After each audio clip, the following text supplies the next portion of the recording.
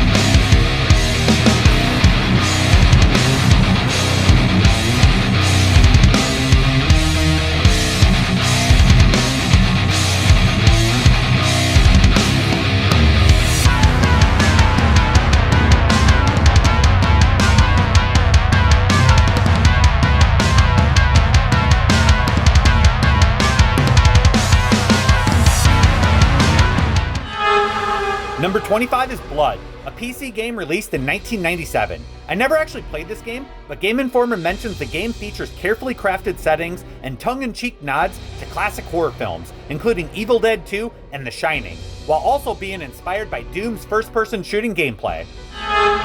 Number 24.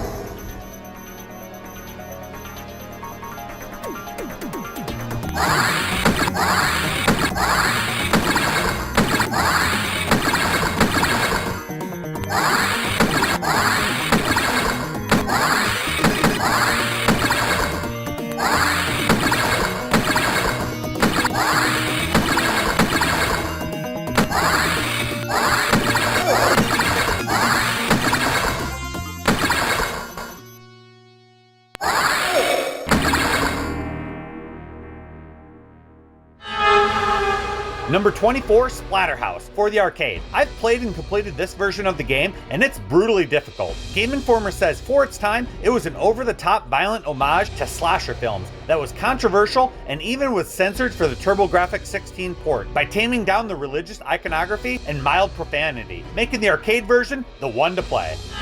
Number 23. Garcia Hotspur was a man that had it all. A killer motorcycle, a sweet leather jacket, and a hot girlfriend from hell. What about me? Oh my god! Oh my god! Oh my god! Oh bugger! Bugger! Bugger! Bugger! Bugger! We're so screwed!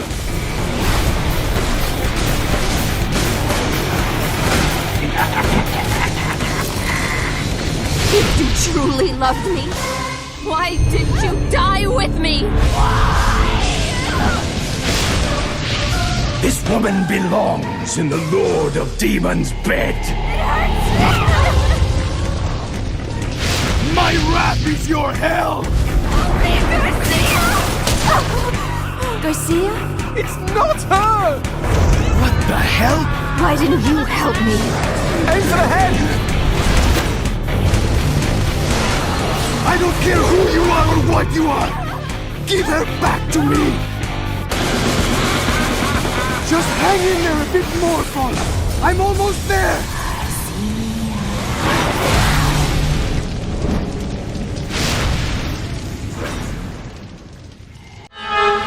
Number 23, Shadows of the Damned, for PlayStation 3 and Xbox 360. I never played this one, but Gameinformer says this game has Evil Dead-like campy horror, gameplay similar to Resident Evil 4, features a bizarre adventure full of gore and sexual innuendo, and it sticks with you well after completion thanks to the collaboration of Suda51 and Shinji Mikami from Resident Evil fame. And if you're looking to check out this game, Shadows of the Damned Hella Remastered Edition, released in 2024. Number 22. I have a secret game that I like to play. It was you humans who programmed me, who gave me birth.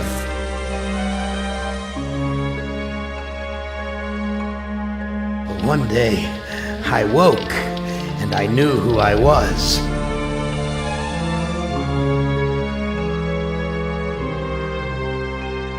Let me tell you how much I've come to hate you since I began to live.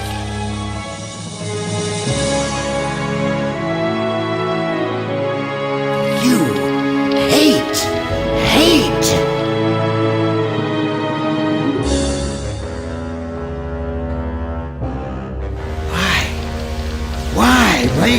Why me?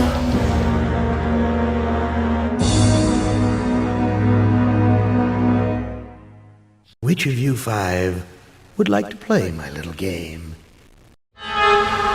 Number 22, I Have No Mouth and I Must Scream, released on PC in 1995. Harlan Ellison's classic 1967 short story inspired this point-and-click adventure, which remains one of the most disturbing games ever created. You get to control the fates of 5 people as they must endure a hellish nightmare from a sadistic AI that has ravaged Earth. It deals with mature topics such as suicide, rape, and genocide, so this game is clearly not for everyone. Number 21.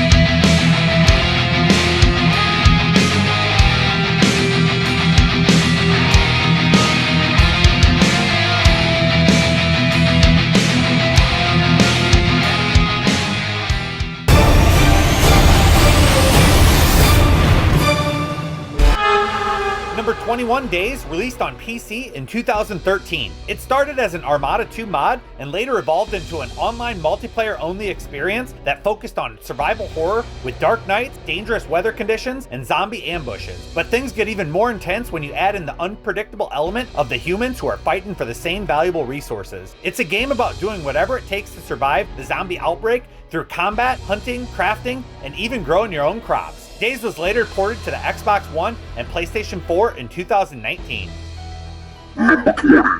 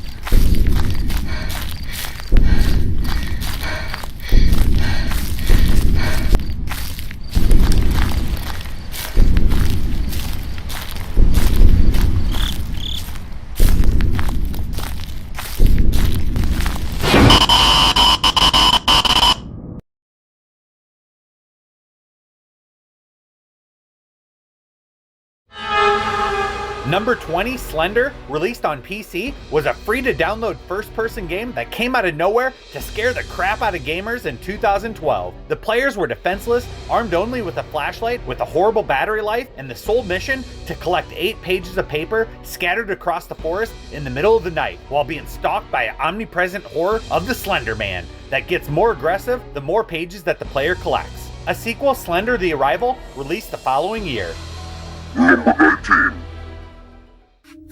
This game contains scenes of graphic violence and extreme gore. Viewer discretion is strongly advised.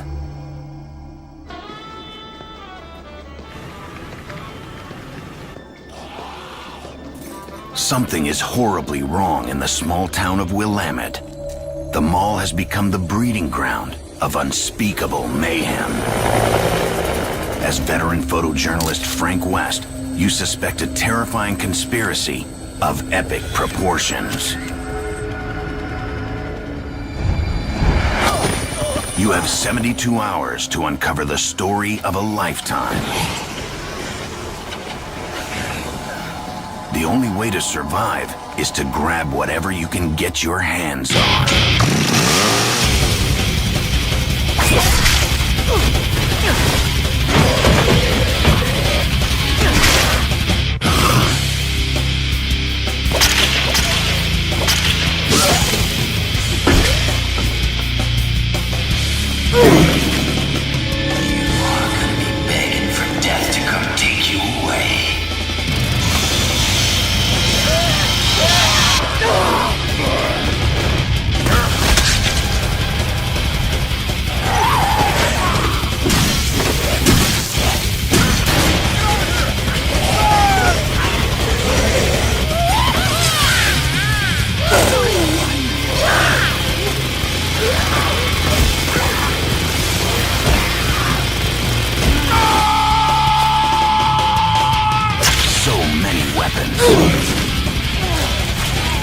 So little time.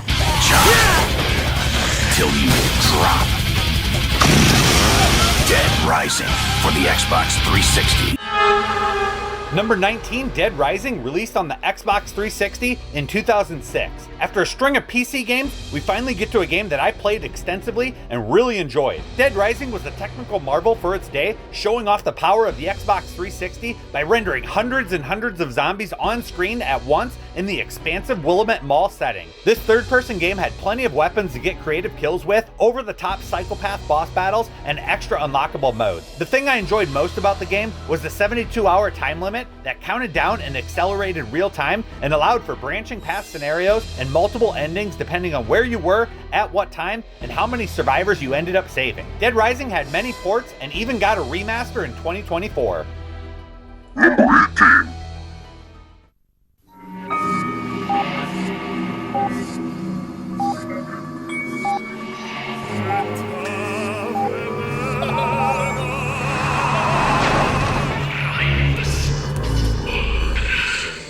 I can't find it. Wish that I could see my sister again. Demons from the past. There you are. Or set you free.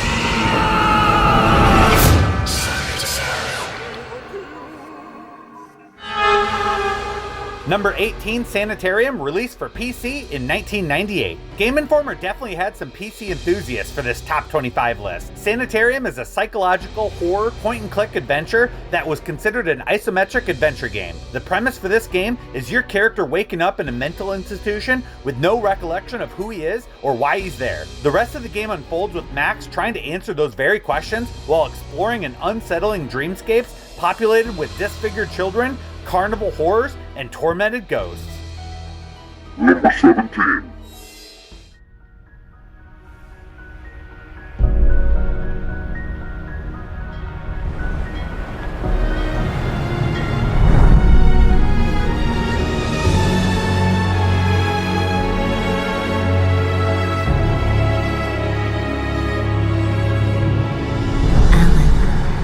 Wake up.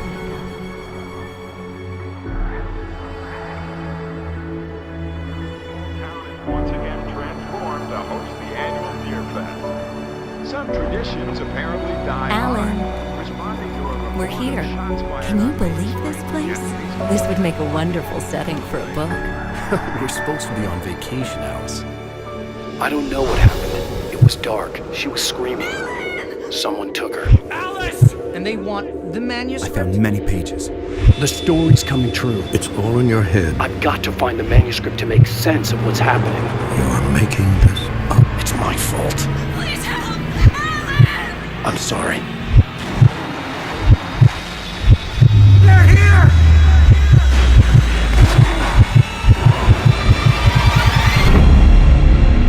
I'm Alan Wake, the writer.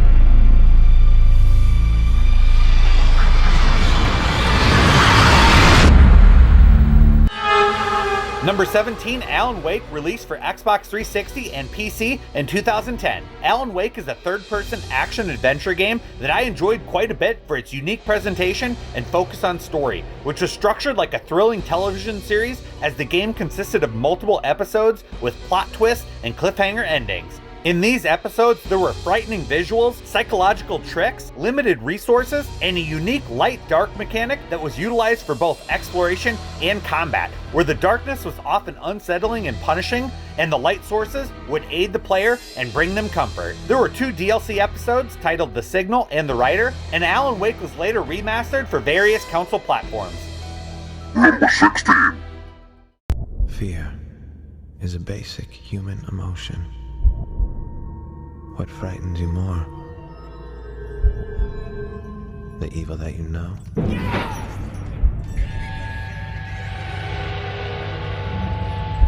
Or the evil that you don't know?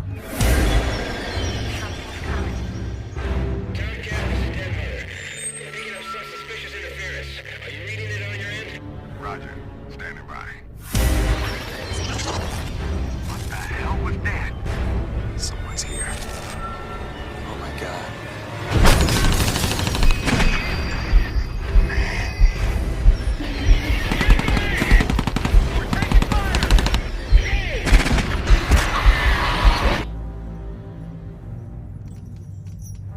Do you know the true meaning of fear?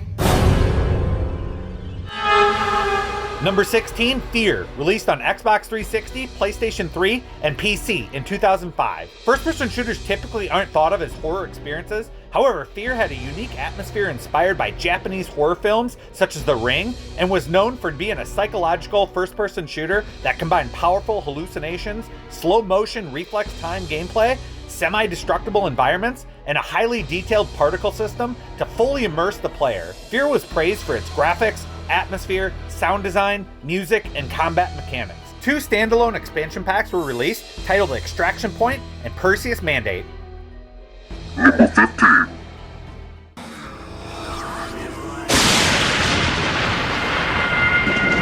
And then this inmate begged me to give him a weapon to defend himself. Can you believe those balls?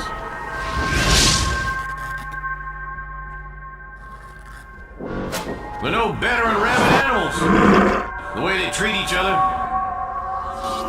What's taking so long? This was your life, T. How did you let it get away? End of the line. Welcome to Carnate. Inmates, enjoy your stay. I don't like bringing a man here. At least when you escort an inmate to death row, you know he's scheduled to get what he deserves. I told you, hating him doesn't do you any good. You saw what he did at the docks. And that's not all. Know what he's in for? Keep it down. We're coming to the row. Willie's bed isn't even cold yet, and already they brought in a new guy. Don't you know who that is? That's Torque, the man himself. I heard he killed his old lady and kids. I'm telling you, what I heard, he's all right. Whoa! What the hell's going on? CO, you gotta let us out. We're still humans, man. What the hell's going on? It's in here! Inmate, back in your cell. Everything's under control.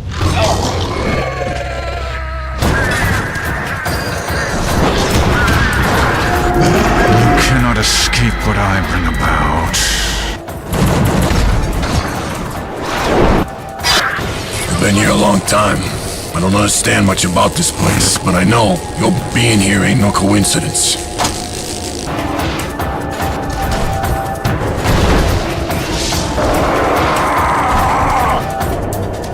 It is my pleasure to introduce to you the world of your own mind.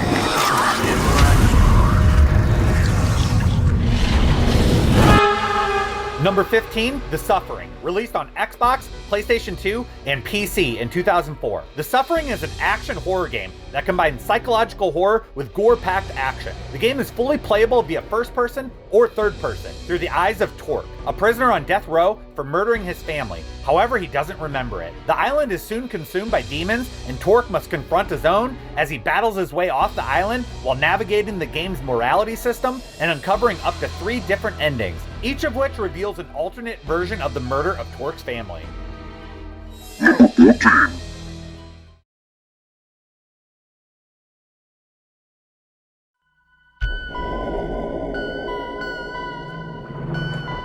We're so lucky to live in a mansion like this.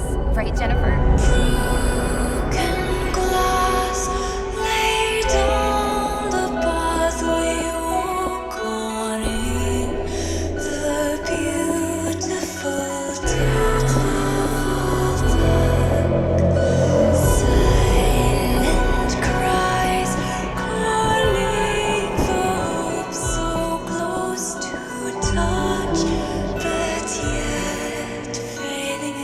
Where did everyone go? Is anyone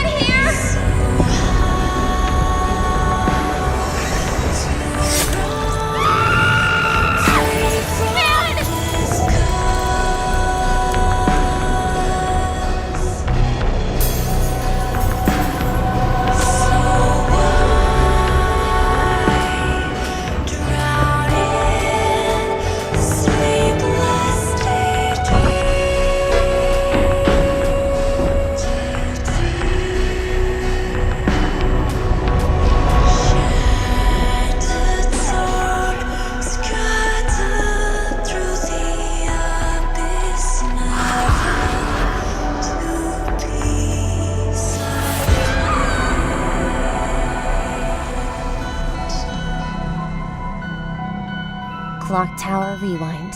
Coming soon. Number 14, Clock Tower, released on PlayStation in 1997. The PlayStation version is an enhanced port of a Super Famicom original that released in 1995. This point-and-click survival horror game has a defenseless player attempting to escape a mysterious mansion, needing to run and hide from a terrifying scissors man that is in constant pursuit. The sound of his scissors viciously slicing in the air, alerting the player when he's close, adds to the intensity. There are multiple endings and perspectives to experience, and the game truly stands out for how helpless you feel while you're playing the game. There is an updated remaster scheduled for release in 2024 titled Clock Tower Rewind, which you saw the trailer just before, which allows the player to experience the original Clock Tower or the updated Rewind mode with extra content and improvements. Number 13.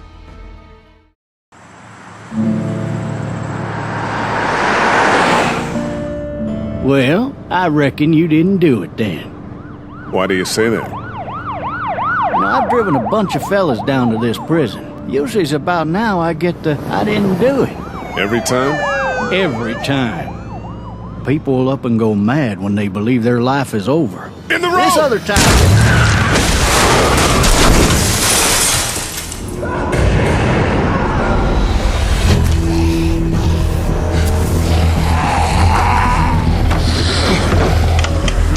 Hello? Anybody? You need to be quiet. Who is this? I'm Clementine. This is my house. You've been all by yourself through this? Yeah, I want my parents to come home now. I think that might be a little while. Staying put for too long is a mistake. Those things are all over the damn place. Personally, I'd appreciate the company of a guy who can knock a couple of heads together if he has to. I know who you are, and I know you're a killer. The world is ending out there. Who cares who I am?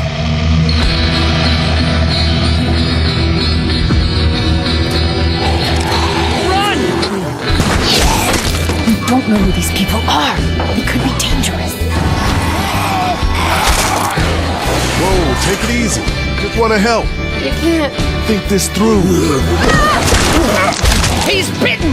We gotta throw him out! I'm gonna kill him, cat! You wanna get violent, you old fuck? Well, come on! I don't know who you are or what you did, but you better become a better liar. Fast. I'm sorry, man.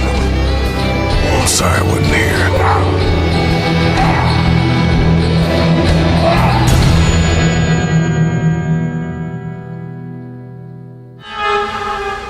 Number 13, The Walking Dead Season 1, released on PlayStation 3, Xbox 360, PC, and Vita in 2012. The Walking Dead was set in the same universe as Robert Kirkman's comic book series and was released over 5 downloadable episodes. Each episode focused on story and choices, with gameplay taking a backseat, as it's a point-and-click graphic adventure. The characters are memorable, fragile alliances make it hard to trust everyone, horrifying situations arise with impossible choices, but you have to make them and deal with the consequences as they carry over from episode to episode until you get to the emotional final episode, which any gamer that's a fan of strong narrative and characters should go out of their way to play. I personally would have ranked this game much higher on my list, as I consider it a must play, but I do understand that the gameplay isn't for everyone. While this game can be played as a standalone story and experience, there are several more seasons and DLC that you can dive into if you want the complete story of all these characters. What is it like to be afraid? Can somebody let me out? Rachel? Kids, I'm sorry.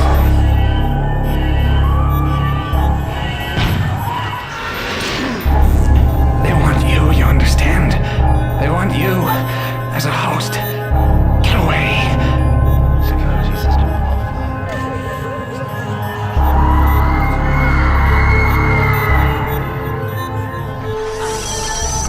I am in control.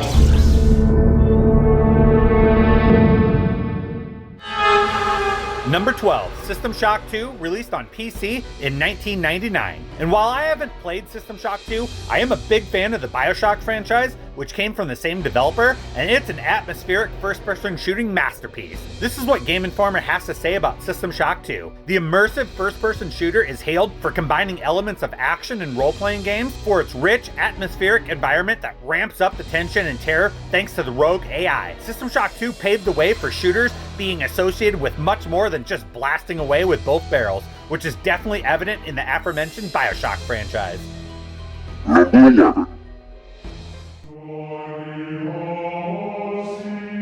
Flesh, bone, bound together with the oddest magical incantation. This wretched book is where it all began so long ago. Before time, before humanity. I am Dr. Edward Roivas. I am a clinical psychologist. I am also dead. This is not my story, nor even the story of the Roivas family. It is the story of humanity. Like it or not, believe it or not as you will. Your perceptions will not change reality, but simply color it. Humanity has been on the edge of extinction for 2 millennia, ignorant of so much and dependent on so few. The Guardians grow restless. Their time, once again, near. Whether by fate or misfortune, my family has crossed their path, and they didn't take kindly to it.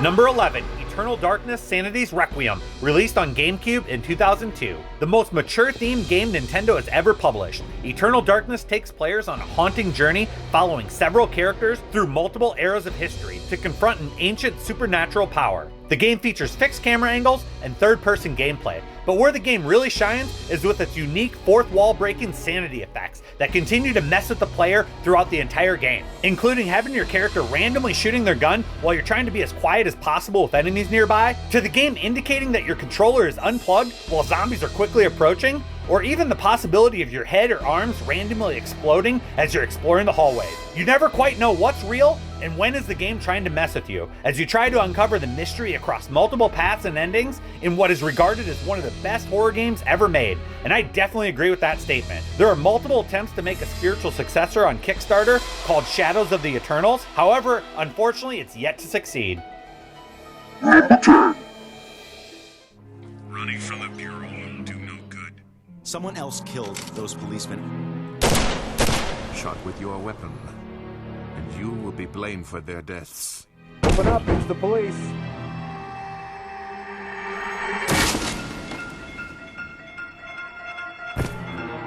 He's right above us. There's one coming your way. People are scared. We need to get this one.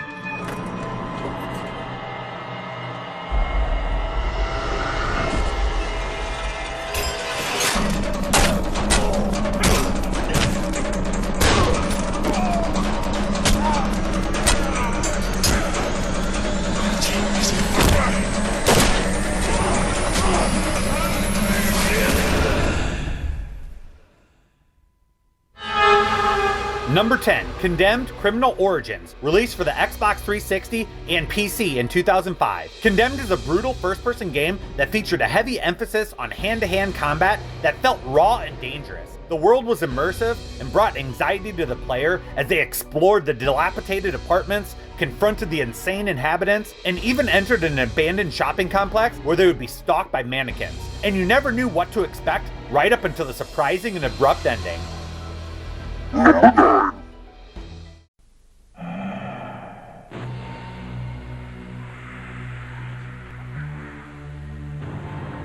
They're after you. You're the prey in a deadly game. You must do anything to survive. Can you stop the hunt before you are taken down? Manhunt for the PlayStation 2. Out now.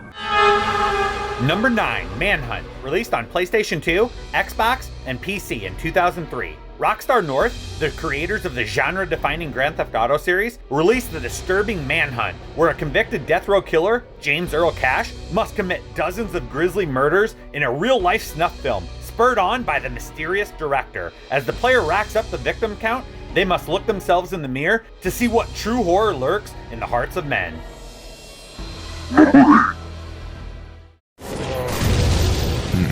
It's too quiet. Here they come!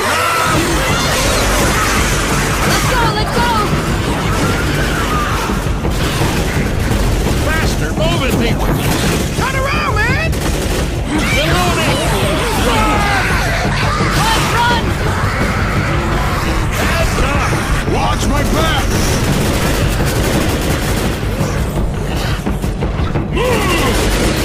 Watch out!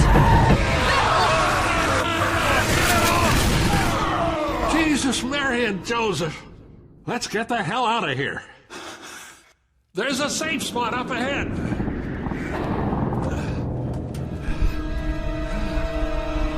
Oh, man.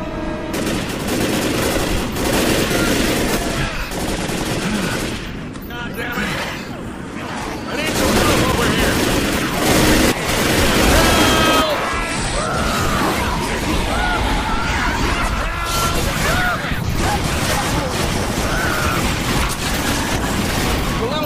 We need to stick together. Let me help you.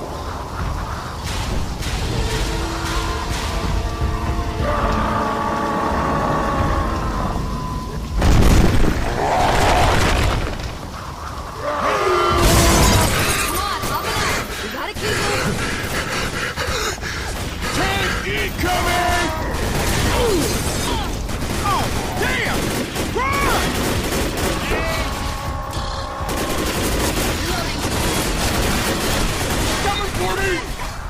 Back it up!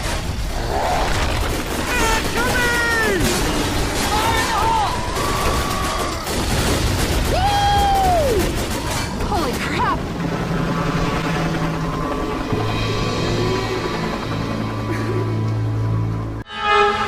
Number 8, Left 4 Dead was released for the Xbox 360 and PC in 2007. Left 4 Dead was a cooperative, episodic zombie shooter with emergent gameplay moments that led to replayability for its up to 4 players. Each scenario, the group was tasked with fighting back-to-back in search of safety. An innovative AI system ensured that each playthrough results in new scares as zombie placement was altered. While I felt the experience was too light on story and I prefer a much more structured level boss system, I can definitely see the appeal of jumping into a random scenario with 3 friends, not knowing exactly what was coming from where, keeping the group on the edge of their seats.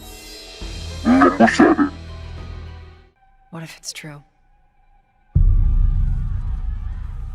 Do I need to remind you what is out there? Once upon a time, I had somebody that I cared about. And in this world, that sort of shit's good for one thing. Getting you killed. I need something smuggled out of the city. It's just cargo, Joel. I just want some simple gear, enough to set me on my way. I reckon it's got something to do with that girl. It's got everything to do with that little girl. It can't be any worse than in here. Can it? We're shitty people, Joel. It's been that way for a long time. No, we are survivors. This is our chance. It is over, Tess! What are you so afraid of? You're treading on some mighty thin ice here. What do we do? You make every shot count.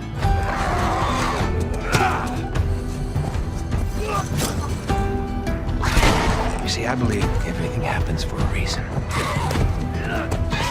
We don't have to do this. You know that, right? After all we've been through. Everything that I've done. It can't be for nothing. Number 7, The Last of Us. Released for PlayStation 3 in 2013, remastered for PlayStation 4 in 2014, and remade for PlayStation 5 in 2022. The Last of Us has rich emotional storytelling that's told through Joel and Ellie's complex relationship. It's one of the best told stories in video game history and ranks even higher on our totally awesome top 25 retro games of all time list. You can check out the full video on my channel, as well as the debate discussions over on Dantron69K's YouTube channel. The Last of Us isn't just about story though. It's a survival horror game enhanced by immersive sound design that the Gameinformer staff says they'll never forget the chilling sensation of hiding in a dark, dank basement, their pulses racing as they hear the mutated clickers shuffling towards them. The Last of Us isn't only one of the past generation's most affecting games, it's also one of the most horrifying, and in my opinion, it's a masterpiece and a must-play for any gamer. Number 6.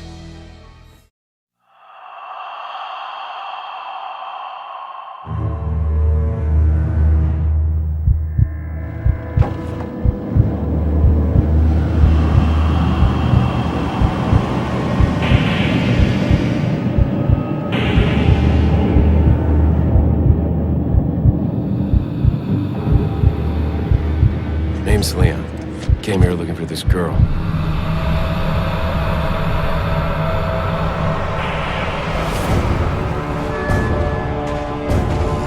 Who are these people? ¡Sin freeze! Vaya por detrás. What are we gonna do, Leon?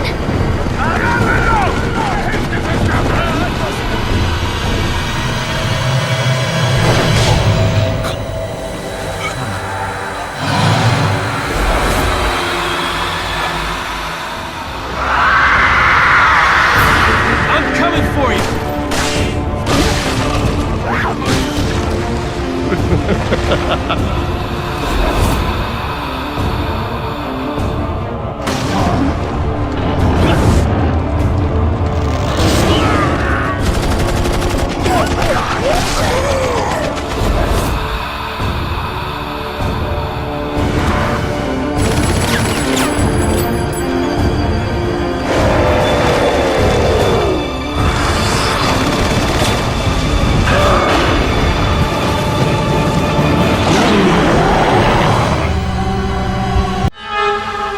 Number 6, Resident Evil 4, released initially on the Nintendo GameCube in 2005 and has since been ported, remastered, and remade almost everywhere. While I enjoy the fixed camera angles and tank controls of the early Resident Evil games, many others don't. So when Resident Evil 4 released with an over-the-shoulder gunplay, it helped redefine what the third-person shooter could be. The player could dial in headshots with the fully upgradable arsenal. Leon S. Kennedy's solo mission into the infected Spanish cult village traded jump scares for trigger-squeezing action, from battling towering giants to chainsaw-wielding maniacs. Resident Evil 4's influence infects game design to this very day, but at its core, it still gets the pulse pounding, and it's not only one of the best horror games of all time, but it's one of the best video games of all time. And it even made our totally awesome top 25 retro video games of all time countdown reveal. Number 5.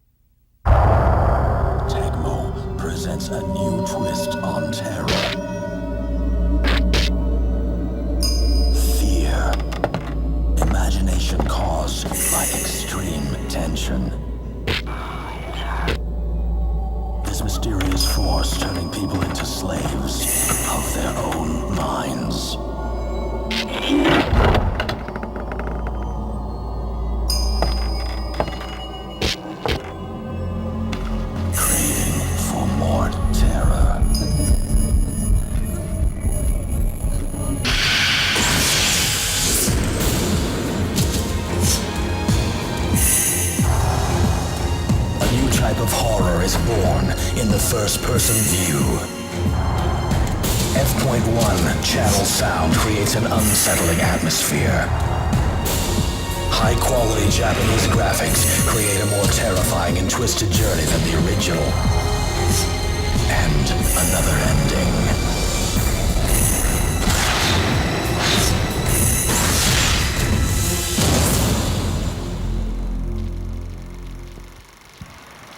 Fatal Frame 2, Crimson Butterfly.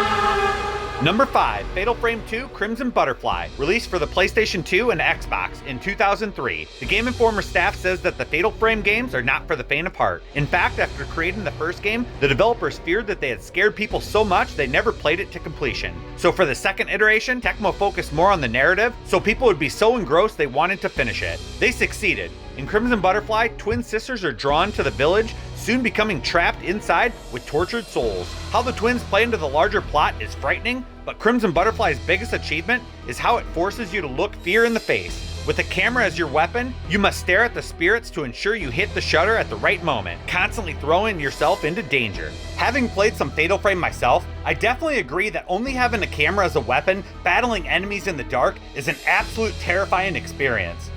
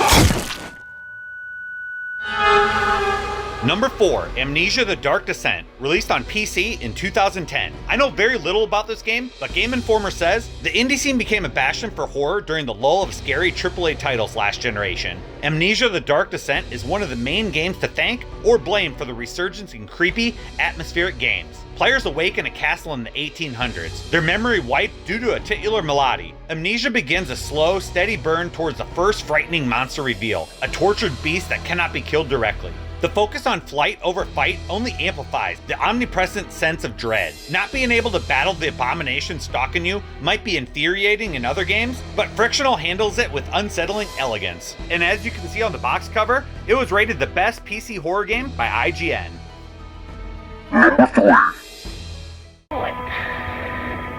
It's all falling apart here. I can't believe what's happening. How many times you watched that thing? Guess you really miss her. Don't worry, we're almost there. You'll be able to look her up once we're on board. Sounds like you two have a lot of catching up to do.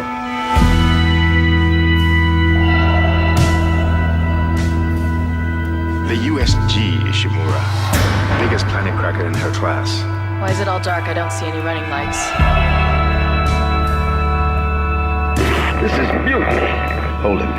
By Maritime Law, Article 5469, I hereby declare Captain Benjamin Mathias unfit for duty. The mark must be delivered to the church. I'm sorry, Ben, but I can't let you do this. USG Ishimura, this is the emergency maintenance team of the USG Kellyan responding to your distress call. Come in, Ishimura. Never heard of a total communications blackout on one of these things. You'd think with 1,000 people on board, someone would pick up the phone. We need more help.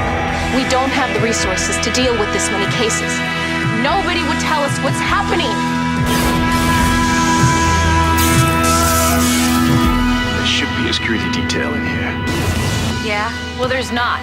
There's nobody here.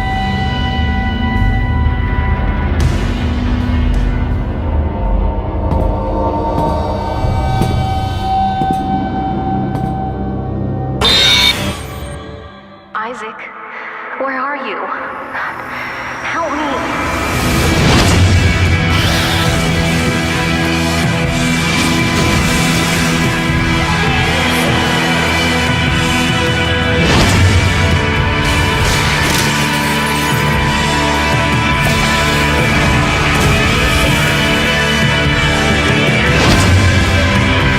Your future, the future of our race ends here.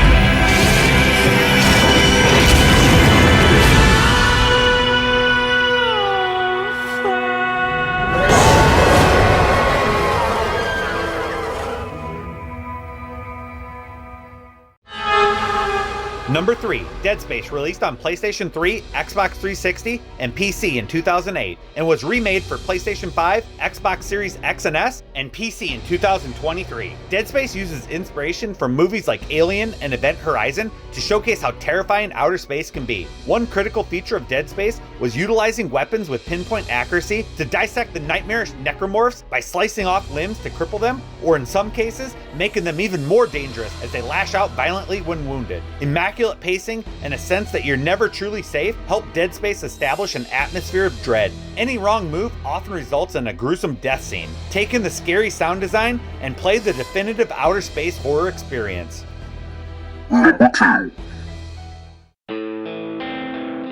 James, honey, did something happen to you? After we got separated in that long hallway? Are you confusing me with someone else?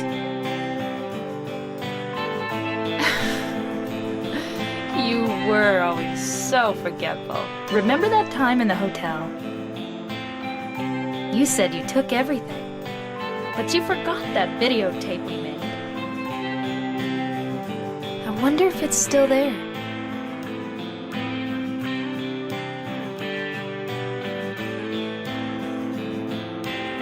I'm not your Mary.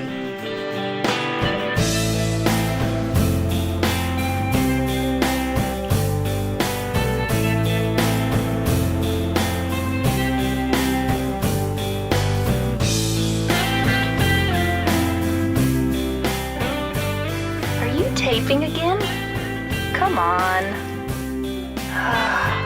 I don't know why, but I just love it here. It's so peaceful. You know what I heard? This whole area used to be a sacred place. I think I can see why. It's too bad we have to leave. Please promise you'll take me again, James.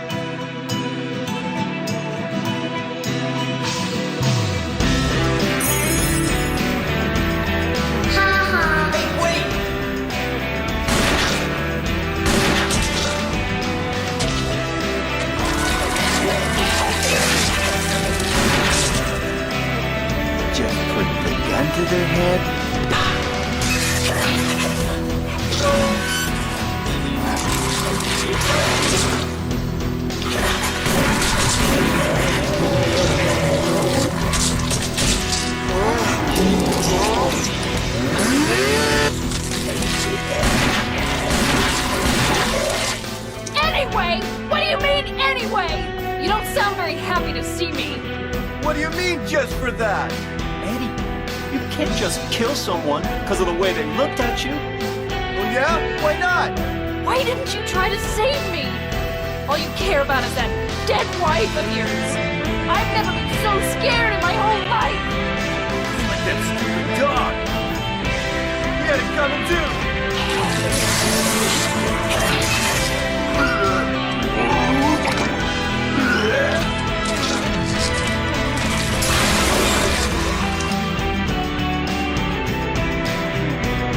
Lost? What's a little girl like you doing here anyway? Huh? Are you blind or something? What's that letter? None of your business. You didn't love Mary anyway. Do I look like your girlfriend? No, my late wife. I can't believe it. You could be her twin. Your face, your voice, just your hair and clothes are different. Name is Maria. I don't look like a ghost, do I?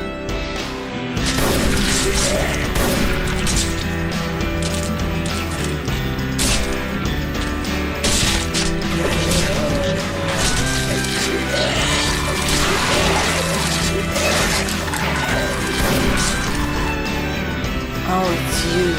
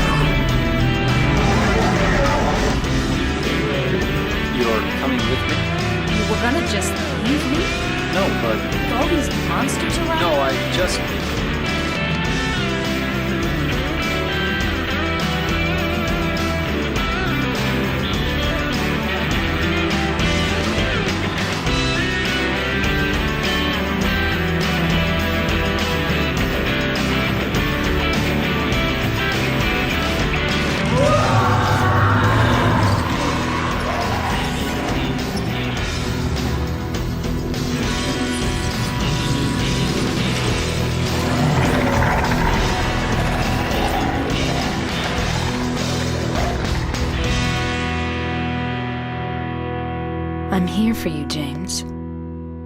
See? I'm real. Number 2, Silent Hill 2, released on PlayStation 2 in 2001 and remade for PlayStation 5 and PC in 2024. Silent Hill set a new bar for horror when the first entry released in 1999, but the game that remains most memorable and terrifying for the Gameinformer staff is the second iteration, and I completely agree. James Sunderland is lured to Silent Hill when he receives a letter from his deceased wife. The fog-filled town of Silent Hill keeps the suspense high, and the tension only ratchets up from there, once Pyramid Head makes his series debut and the town gets distorted to the other world. The third-person survival horror gameplay limits resources and ammo, however the most compelling element of the game is how it explores Sutherland's psyche, leading to one hell of a memorable finale. I strongly recommend checking out the modern remake of this game, as it's the definitive version of Silent Hill 2.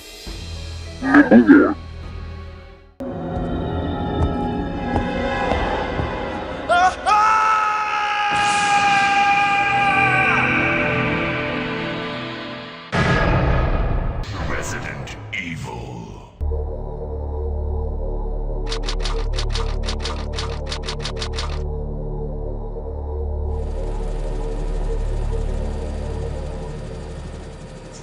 Alpha Team is flying around the forest zone situated in northwest Raccoon City, where we're searching for the helicopter of our compatriots Bravo Team, who disappeared during the middle of our mission. You haven't found it? No, I haven't found it yet. Bizarre murder cases have recently occurred in Raccoon City. There are outlandish reports of families being attacked by a group of about 10 people. Victims were apparently eaten. Bravo team went to the hideout of the group and disappeared.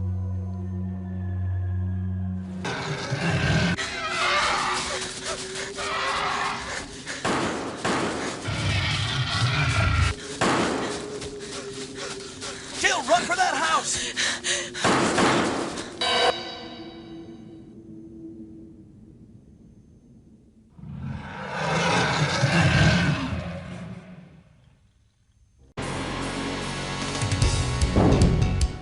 Chris Redfield.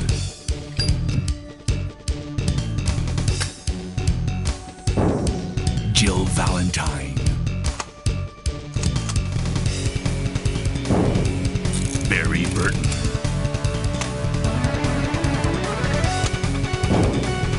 Rebecca Chambers. Albert Wesker.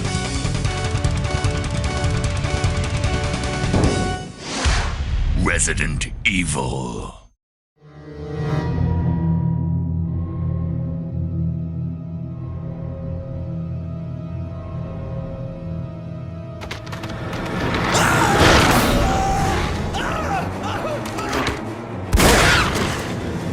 Jill, come on! Chris, this way.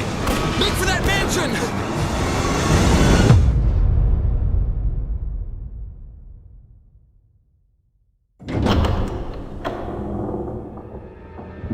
The show must go on. It's not like we're out of this yet. I think you'd better take a look at this. What is it? No.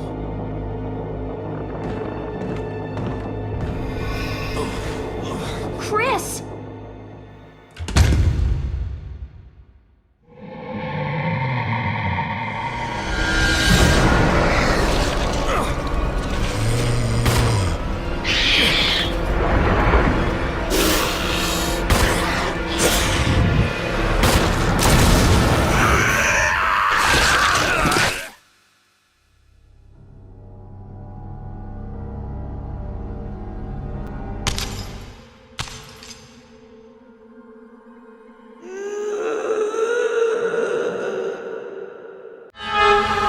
Number 1, Resident Evil, released on PlayStation in 1996. Other horror games came before it, but the traumatic events of the original Resident Evil put the genre permanently on the map.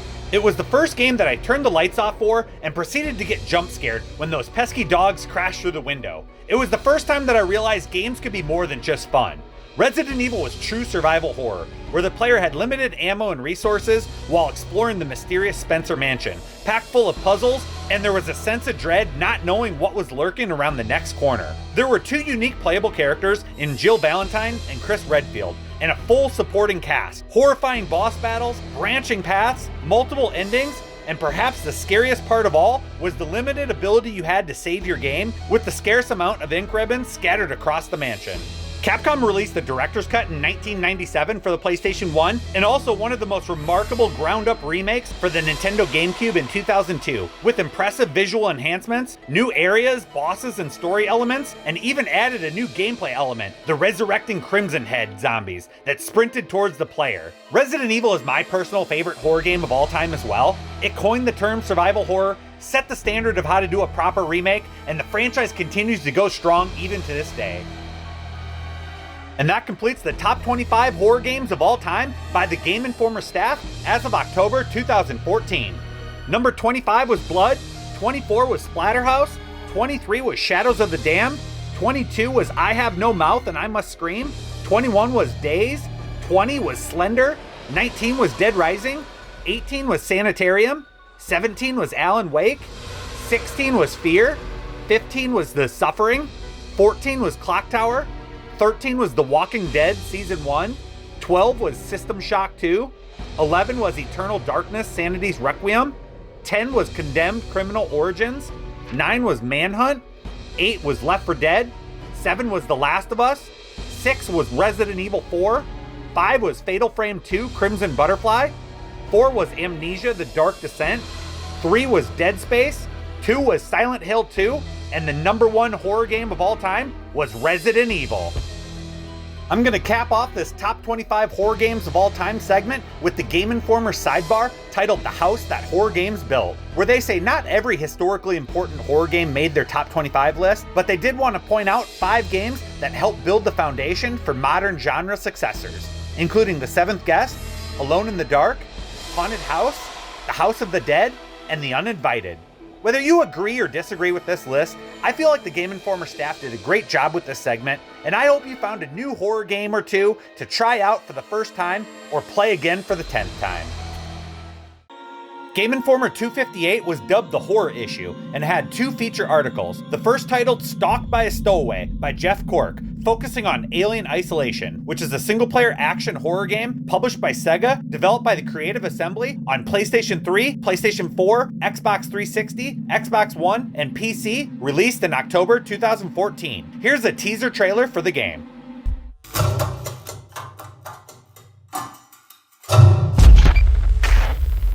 I'm Samuels.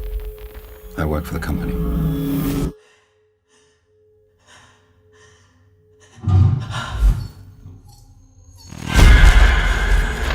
It's about your mother.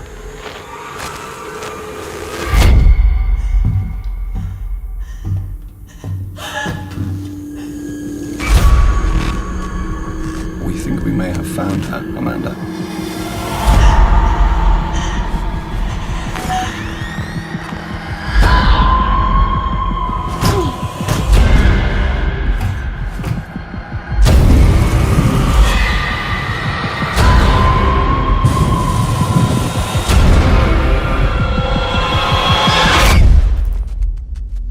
To shut the book. Ripley. Jeff discusses how Ridley Scott's Alien movie was appealing because it explored ordinary people facing an unknown threat they were unequipped to handle, and how in the movie Ellen Ripley survived not because she was the best shot or was the strongest, but because she was intelligent and methodical. The team members at Creative Assembly wanted to capture that vulnerability and sense of terror. As a result, Alien Isolation challenged players to be methodical and intelligent, rewarding stealth and adaptability over twitch reflexes. Check out this gameplay trailer.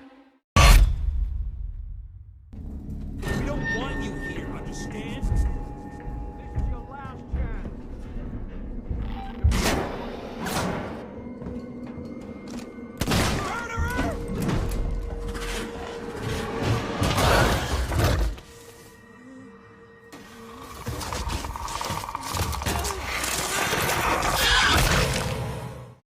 Jeff from the Gameinformer team discusses his almost 8 hours of hands-on time with the game, highlighting the mission involving Ripley's daughter, Amanda, on a search for her mother 15 years after her initial disappearance. And while Alien Isolation features new characters and story, the Creative Assembly team and Sega reunited the original Alien voice cast for a special pre-order bonus mission DLC. Here's a trailer highlighting some of this special DLC.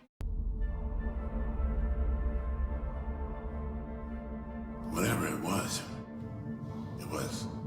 big and...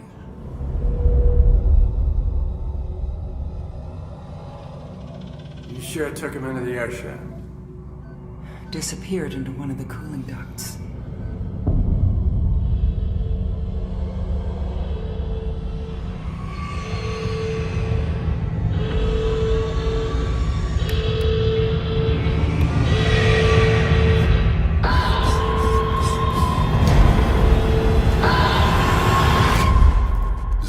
Crazy. Some kind of suicide. Jeff further discusses his memorable encounters with the alien, including tracking its movements with the motion tracker, watching in awe as the alien AI adapts his behavior and search patterns to some gruesome deaths he encountered, such as being pulled out of a vent in which he thought he was safe. One thing you may be unaware of is that Alien Isolation had a third-person camera mode at one point, but the developers felt that the first-person perspective was much more powerful and immersive to play, especially in this cat-and-mouse experience. I recommend reading Jeff's entire feature article on Alien Isolation, and I'll leave you with one last trailer, the launch trailer.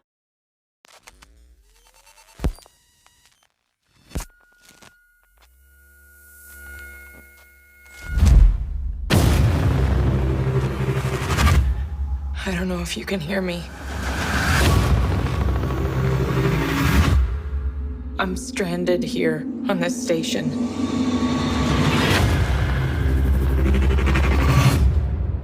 There's only a few of us left now.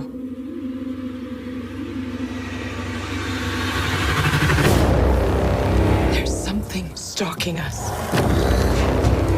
Something that doesn't belong here. It finds us wherever we hide. Adapts to every plan we have. And now it's hunting me.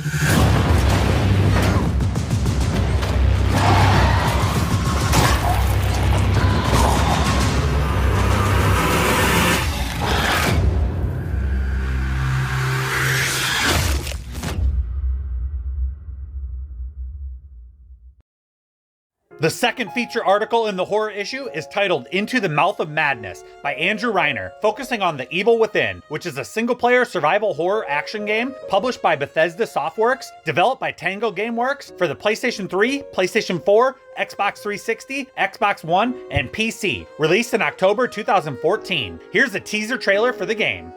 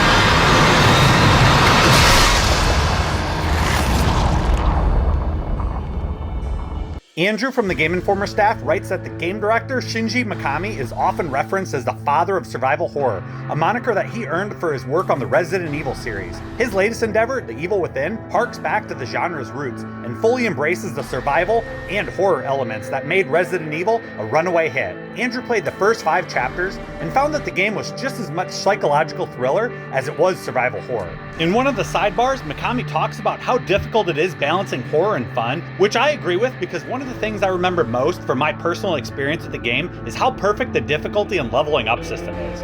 Let's check out some more gameplay of The Evil Within with this trailer.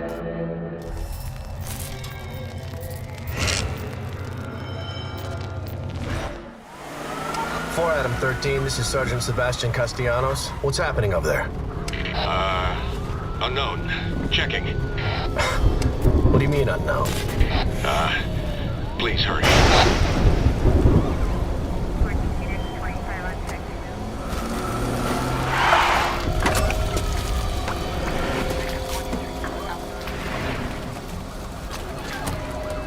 Where the hell is everyone?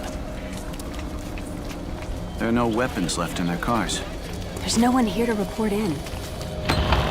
That smell. Smells like blood. All right, stay sharp. It's the police. Anybody there? This is unbelievable.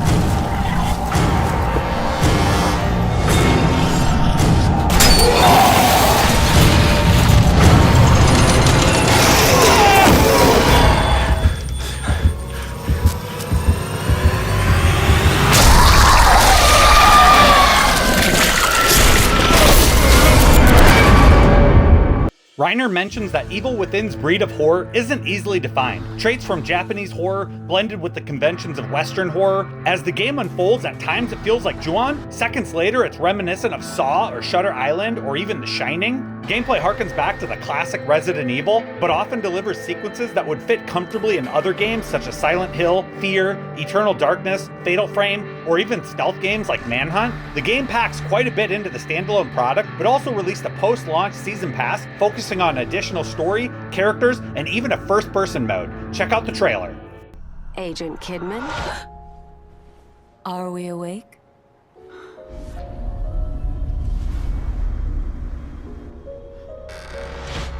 The boy, Leslie, he's a compatible subject. He knew what Leslie was capable of. Bring the boy to us. Leslie! Oh, shit! You don't understand. You don't know what he'll become. We know exactly what he'll become. You're afraid of us. There are some things here that are to remain in the dark.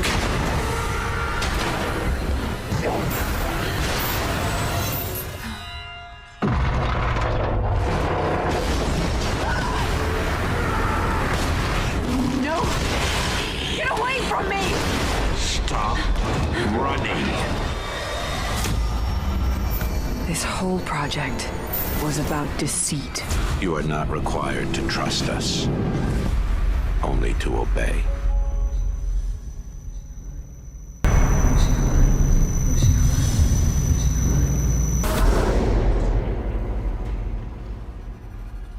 Andrew continues to discuss his various encounters throughout the first 4 to 5 hours of the game, and he felt like it was an exceptionally polished and well thought out horror experience where the player never really feels safe or comfortable with his weapon stock. It brought back a flood of memories playing Resident Evil and Resident Evil 4 again, only with a heightened level of terror coming from the scares that warp reality and are designed to mess with your mind. Being a massive fan of the Evil Within myself, I completely agree with Andrew on this, and if you're a fan of survival horror, do yourself a favor and play this game.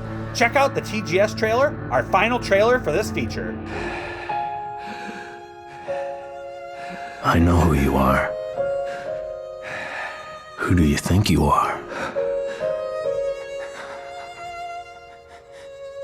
I know what you crave, what you fear.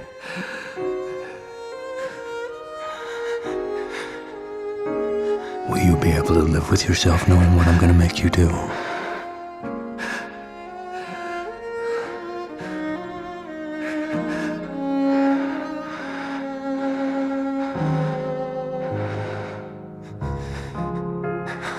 Too bad they dragged you into this. But either way, you're mine. To do with as I please.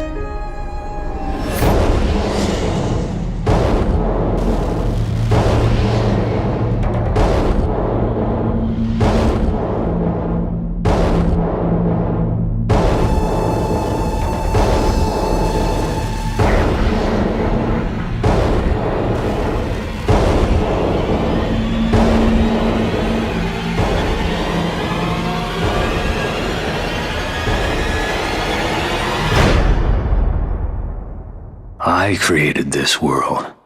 You cannot keep me here.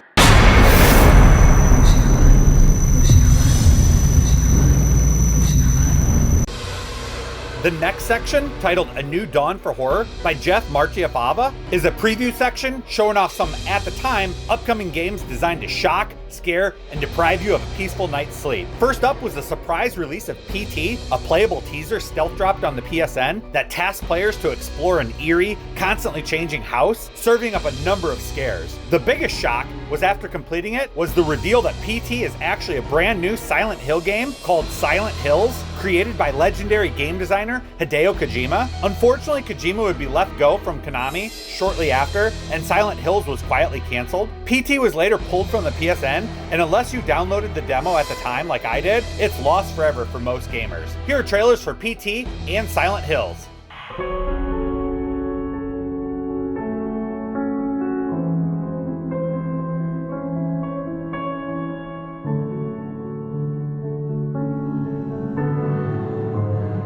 Watch out. The gap in the door. It's a separate reality.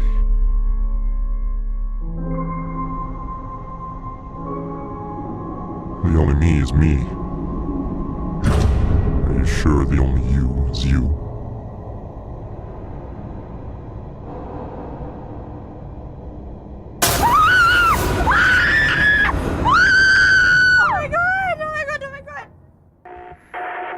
Dad was such a drag.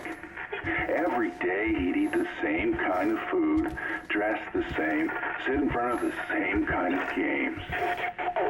Yeah, he was just that kind of guy. But then one day he goes and kills us all. He couldn't even be original about the way he did it. I'm not complaining. I was dying of boredom anyway. But guess what? I will be coming back, and I'm bringing my new toys with me.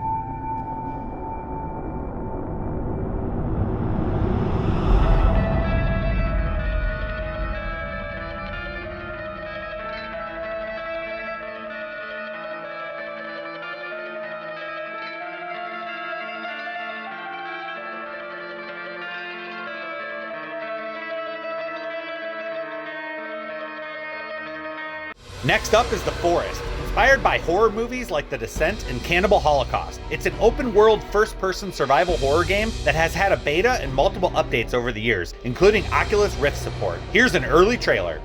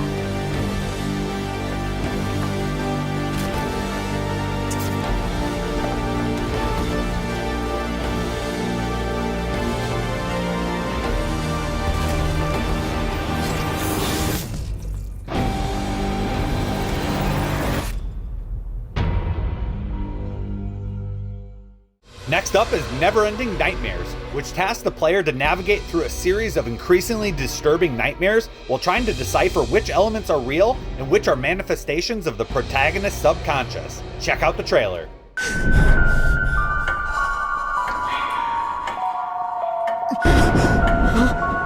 What's going on?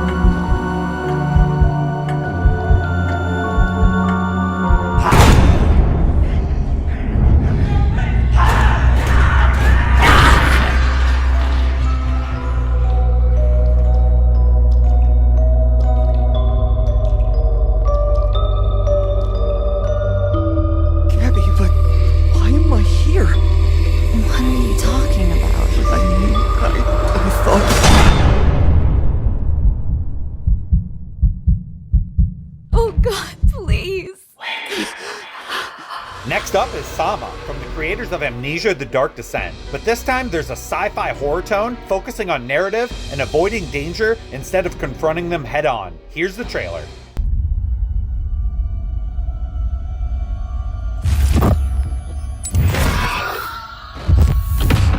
Alright, let me just get this out of the way. You are Simon Jarrett, correct? Right. Neurograph, version 6. Good. All files in order. Will this hurt? It's just a scan. It'll hurt about as much as getting your picture taken.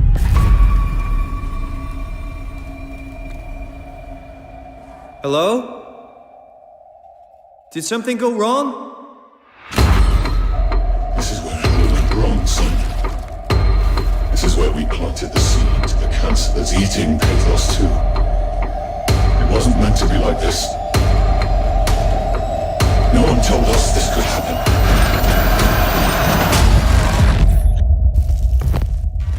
Up next is Overkill's The Walking Dead, a first-person shooter based on Robert Kirkman's comic book series. The game ended up being delayed until 2018 for PC, with mixed critical reception and commercial failure, thus canceling all future console ports. Here's the trailer. We were so many things. Husbands and wives, doctors and teachers, writers and architects. But when the world ended, all that ended too.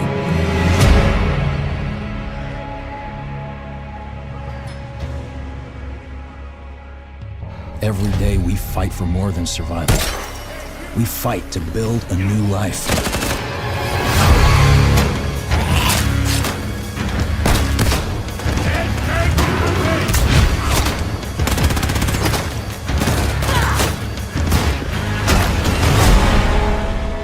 Alone, we're weak.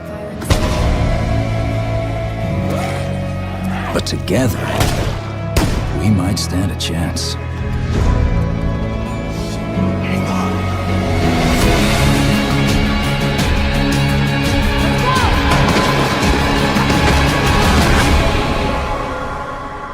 Next up is Dead Island 2, which had a very creative 2014 announcement trailer. However, the game languished in development hell for over 8 years before finally releasing in 2023. Here's the launch trailer for this first-person survival horror game set in Los Angeles.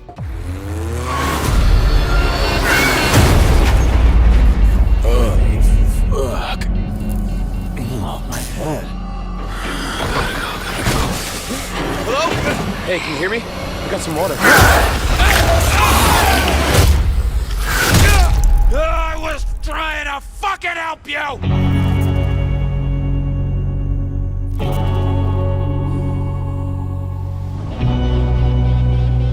Oh, fuck. Say something. I'm not a zombie. Immune. You know you do. I'm immune! Come on, big boy. Let's fucking do it. Sam, if we're immune, we need to tell the authorities. I hear ya. I'm part of the CDC team in LA. You don't know shit. Out there, you gotta be a mechanic, medic. Jackie fucking Chan rode into one. I've seen all his movies. No! Climb it on the ride! There's millions of those things out there, just waiting to sink their teeth into us. You're screwed, man. I think the survival of the human race may depend on the blood in my veins. Yeah, man, no shit. This motherfucker.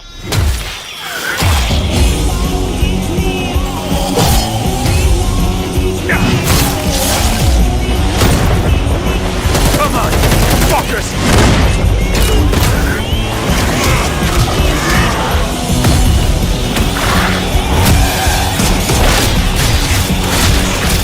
Hit them till they stop biting. Voodoo, you voodoo, bitch.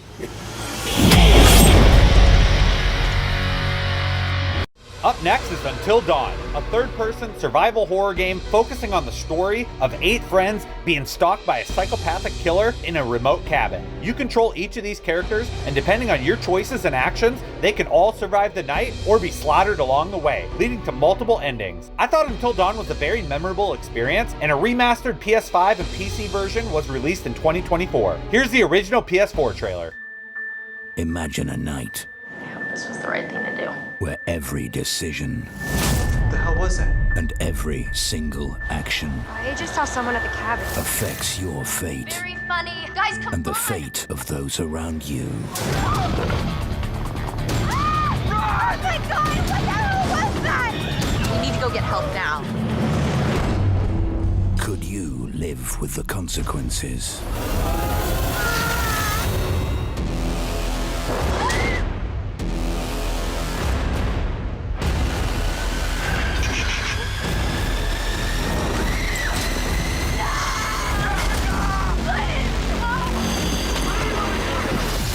Until dawn, only your choices determine who will survive.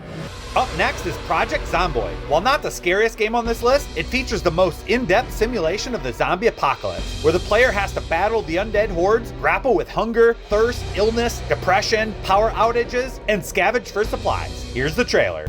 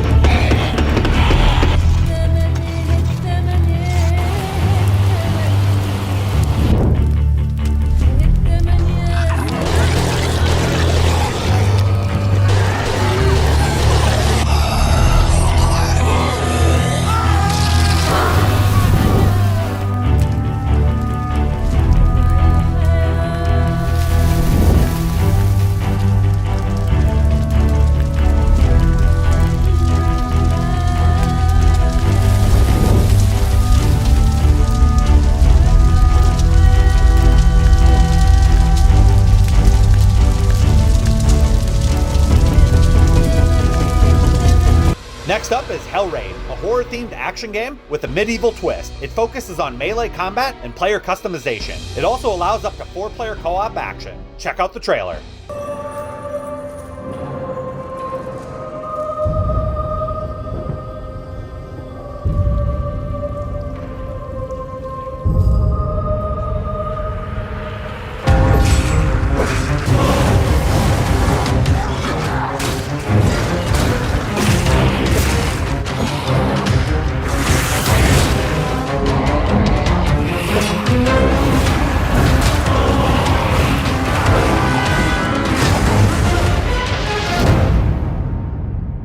Next up is Routine, which takes the sense of dread and isolation to the extreme by placing players in a deserted moon base inspired by classic sci-fi movies like Alien and 2001: A Space Odyssey. The game was originally announced in 2012, but saw numerous delays until finally resuming development in 2022 with a new publisher, Raw Fury. And now it's scheduled to release on PC, Xbox One, and Xbox Series X and S. Check out one of the early trailers.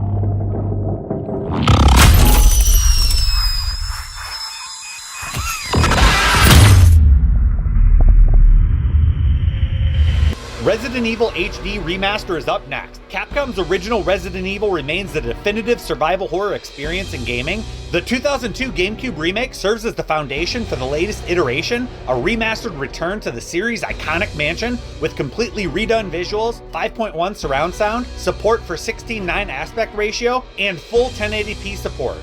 Check out the gameplay trailer.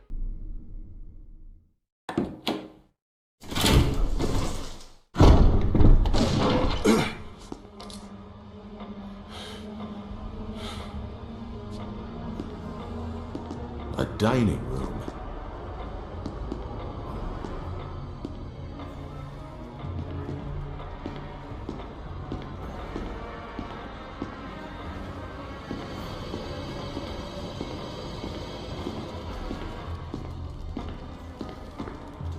I think you'd better take a look at this.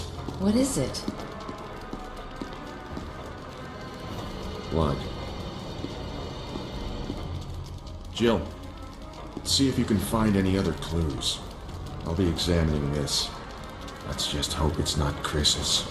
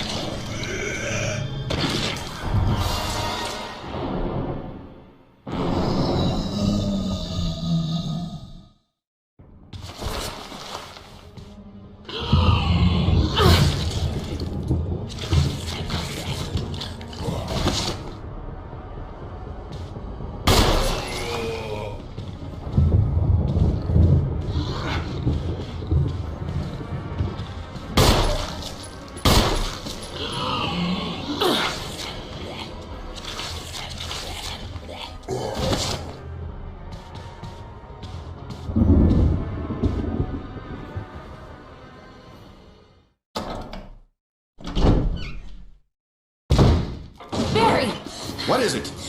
Look out! It's a monster! Let me take care of it!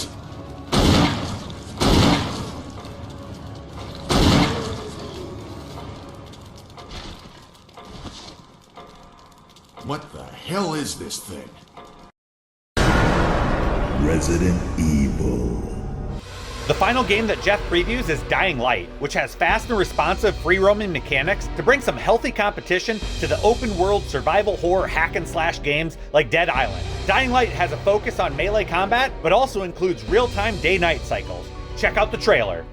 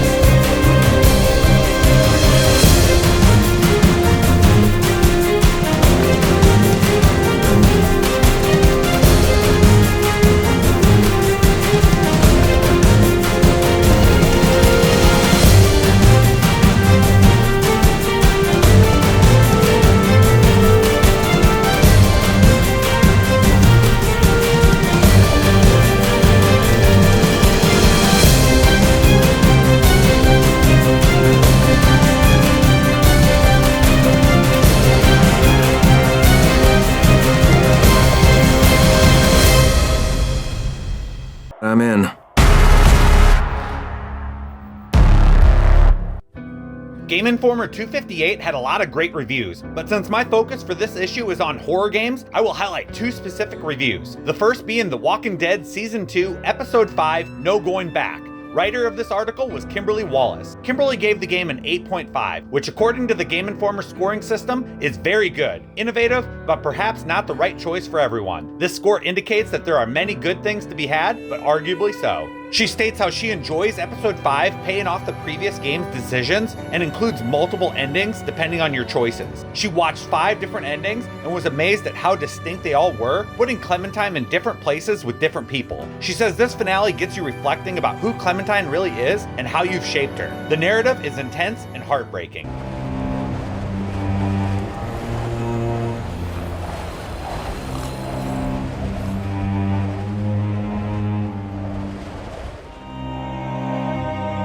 How did we get here? So many of my friends are dead for no good reason, and I couldn't do anything to stop it. I'm worried about Kenny. You're the only one that he trusts. That means you're the one that's gonna have to pull him back. I'll do my best. You shouldn't have to do stuff like this. Shouldn't have to do a lot of things. A lot of folks died to get us this far. We owe it to them to see this done. We can still make this work. All I'm saying is, start thinking about what happens if you're wrong.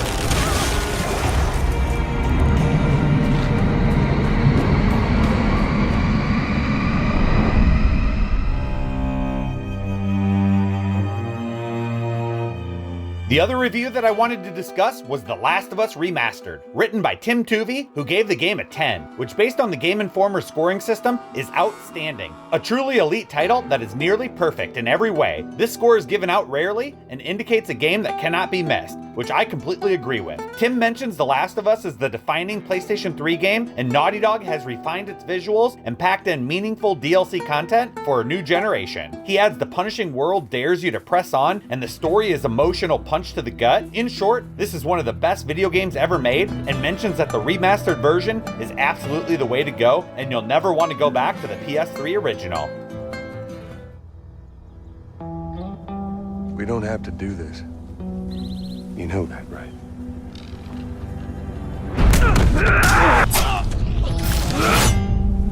After all we've been through, everything that I've done.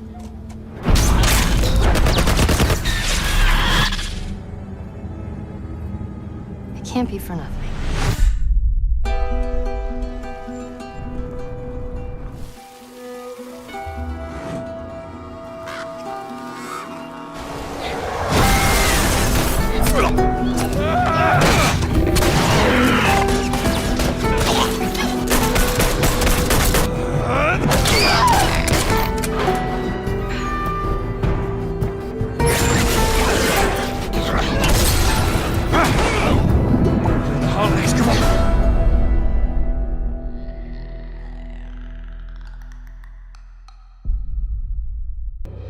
Gameinformer has many fun extras to enjoy in their magazine, and since this is the horror issue, I'm going to focus on horror-themed extras, such as this fantastic art-winning submission from Joshua Geyer, stating this situation is best described as screwed, learn how to play The Last of Us. They also had a top 10 horror movies deserving proper video games list. Over the years, there have been plenty of guest horror characters in games, such as Pinhead in Dead by Daylight,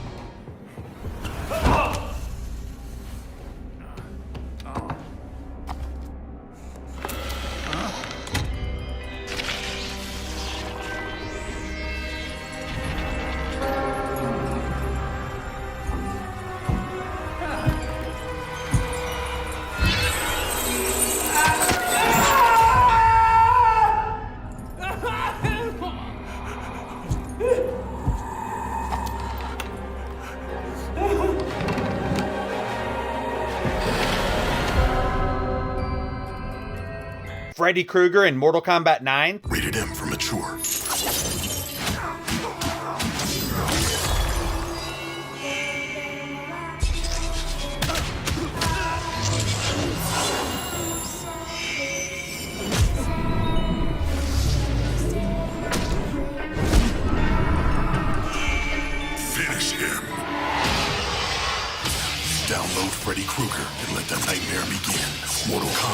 Mortal Kombat downloadable content available now.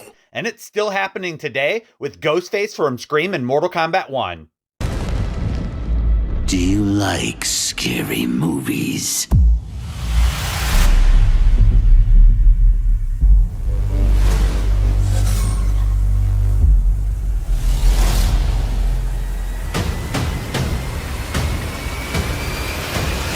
And while guest characters are great, the Gameinformer staff's top 10 is all about the full-fledged games focusing on the franchises of these horror movies. Number 10, The Descent.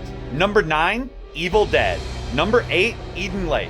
Number 7, The Hills Have Eyes. Number 6, The Shining. Number 5, Final Destination. Number 4, The Blob. Number 3, Cabin in the Woods. Number 2, The Strangers. And number 1, Friday the 13th. Since this list was released, at least 2 of these horror movies have had proper video game releases, with The Evil Dead being part of the Retro Realms Arcade double feature pack, along with Halloween in 2024, and Friday the 13th, the game, released in 2017. However, it was delisted in 2023 due to a license expiring. Here are the trailers for these 2 games.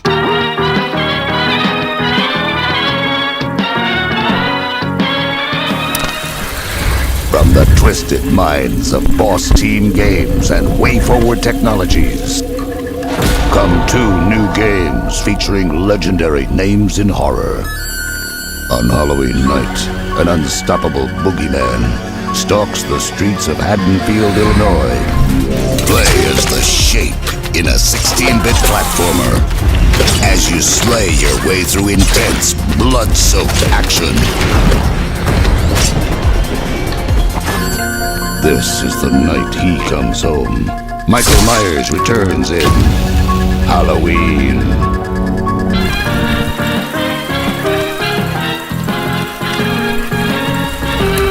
Plus, one man, a trusty sawed-off shotgun, and a chainsaw arm battles an unspeakable evil unleashed from a book gone bad.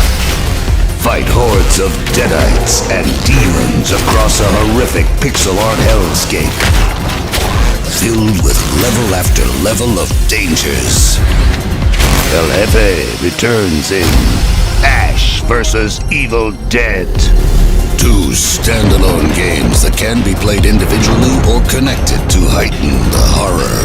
Enter the Retro Realms, if you dare.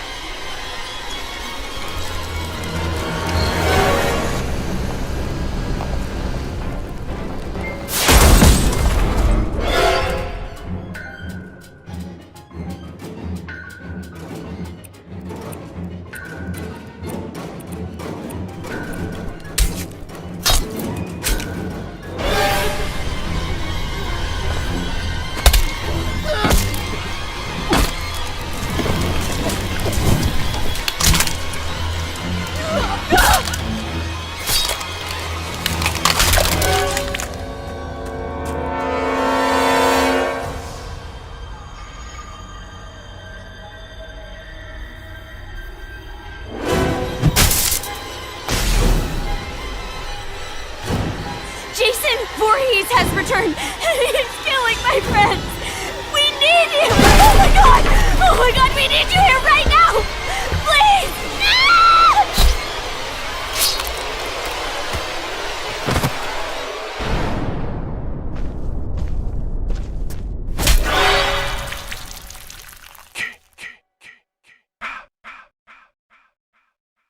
The final extra that I want to go over is the quiz.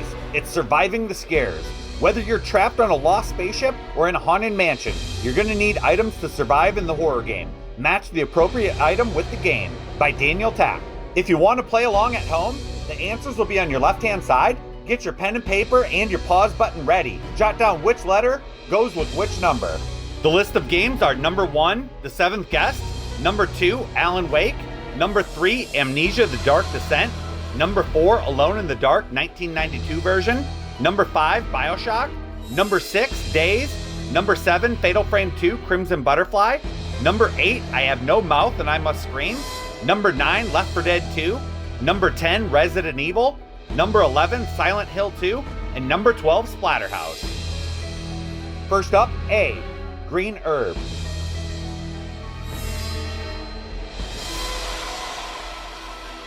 B, Type 14 film.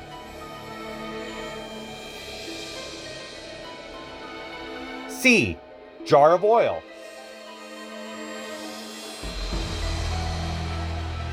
D, pot of soup.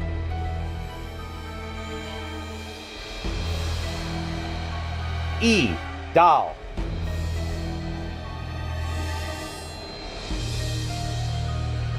F, jar of eyes.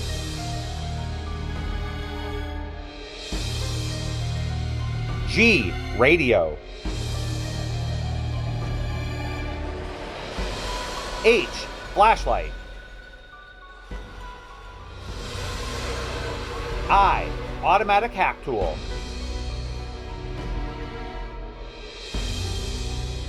J, can bake beans.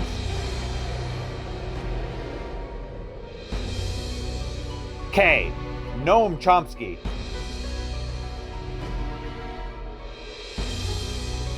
L, terror mask.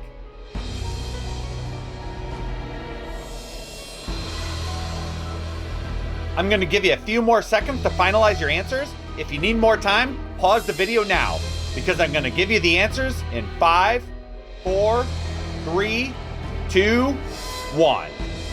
Number 1, The Seventh Guest, is E, doll. Number 2, Alan Wake, is H, flashlight. Number 3, Amnesia: The Dark Descent, is C, jar of oil. Number 4, Alone in the Dark 1992, is D, pot of soup. Number 5, Bioshock, is I, automatic hacking tool.